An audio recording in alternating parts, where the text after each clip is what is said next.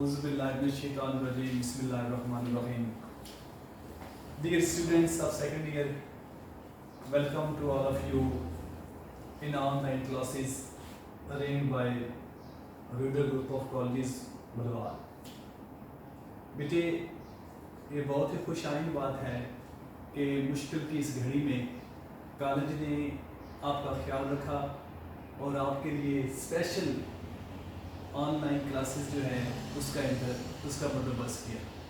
तो बेटे अब आप पे भी ये जिम्मेदारी आयद होती है कि आप भी अपने इन क्लासेस के अंदर दिलचस्पी का इजहार करें और ये लेक्चर जो है इसको सुने तवज्जो के साथ, एक दफ़ा, दो दफ़ा, तीन दफ़ा सुने इसको, और इसमें जो जो टॉपिक्स जो हैं वो आपको बेटे क्लियर करवाए गए हैं उन टॉपिक्स के ऊपर भी आप फोकस करें.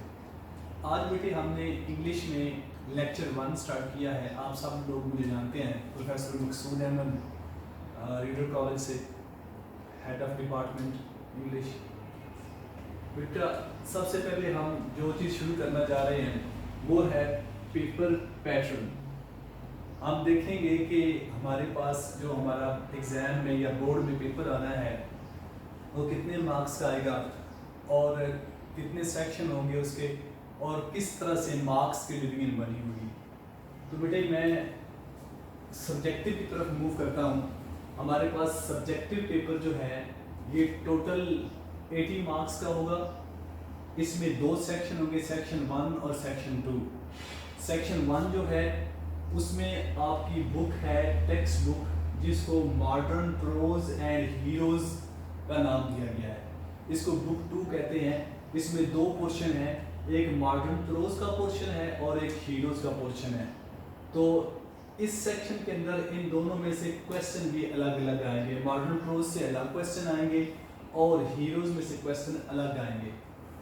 अब बेटे इसमें से जो मॉडर्न प्रोज का सेक्शन है उसमें से आपके 12 मार्क्स के क्वेश्चन आएंगे और जो आपके पास हीरोज़ का पोर्शन है उसमें 10 नंबर के क्वेश्चन आएंगे. टोटल बन जाएंगे 22 मार्क्स. अब जो मॉडर्न प्रोज का आपका क्वेश्चन है उसको आप देखें. मॉडर्न प्रोज में से आपने 6 क्वेश्चन अटेम्प्ट करने हैं आउट ऑफ 9 सवाल दिए हैं. आपने उसमें से कितने अटेम्प्ट करने हैं? 6 अटेम्प्ट करने हैं.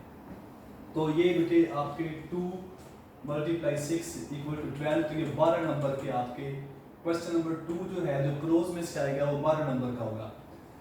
इसके बाद बेटे आपका क्वेश्चन नंबर 3 जो है वो भी इसी बुक में से है, बुक 2 के अंदर से ही, जिसको हम मॉडर्न प्रोज और मॉडर्न प्रोज और हीरोज़ का नाम देते हैं. अब इसमें आपने क्या करना है, इसमें आपने 5 क्वेश्चंस अटेम्प्ट करने हैं आउट ऑफ 8. तो हर एक सवाल जो है वो 2 नंबर का होगा. तो बेटा टोटल मार्क्स जो है वो आपके 10 बन जाएंगे. इसके बाद क्वेश्चन नंबर 4 है आपका. क्वेश्चन नंबर 4 में आपने 8 क्वेश्चन अटेम्प्ट करने हैं. ये बेटे आपकी बुक 4 है.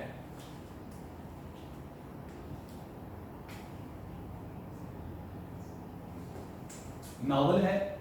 तो इसमें आपने बेटा टोटल 8 क्वेश्चन अटेम्प्ट करने हैं. हर एक क्वेश्चन जो है वो 2 नंबर के ऊपर मुश्तमिल है. तो लिहाजा आपके बेटे ये 8 × 2 हो जाएंगे. तो ये आपके 16 मार्क्स के क्वेश्चंस जो हैं वो नावल के हिस्से में से आएंगे. अब ये बेटे आपका जो सेक्शन 1 था वो कंप्लीट हो चुका है. यानी कि पेपर ए जिसको हम कहते हैं उसमें 3 पोर्शन है, मॉडर्न प्रोज, हीरोज़ और नावल.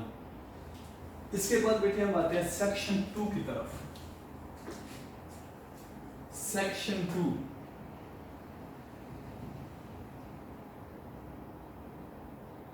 सेक्शन 2 में क्वेश्चन नंबर 5 से स्टार्ट होगा और ये बेटे एसे का क्वेश्चन होगा.